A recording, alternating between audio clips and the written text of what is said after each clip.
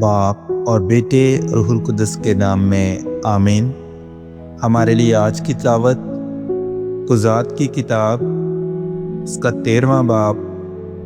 اس کی 2 آیت سے لے کر 7ویں آیت تک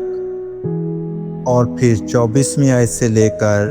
25ویں آیت تک۔ اور دان کے قبیلہ میں سورہ کا ایک آدمی تھا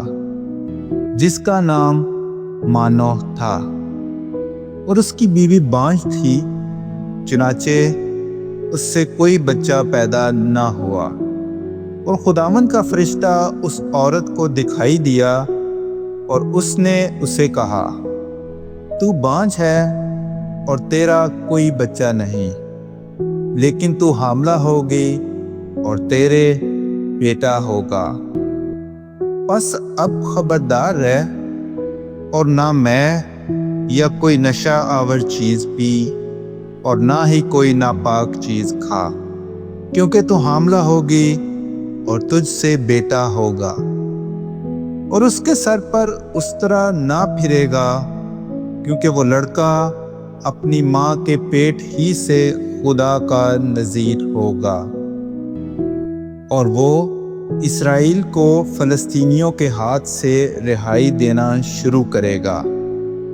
تب اس عورت نے جا کر اپنے شوہر سے کلام کر کے کہا کہ ایک مرد خدا میرے پاس آیا اور اس کی شکل خداوند کے فرشتے کی طرح نہایت ہیبت ناک تھی، اور نہ میں نے اس سے پوچھا اور نہ اس ہی نے اپنا نام مجھے بتایا،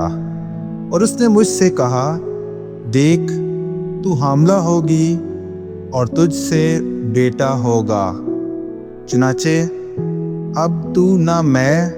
اور نہ کوئی نشہ آور چیز پی اور کوئی ناپاک چیز نہ کھا،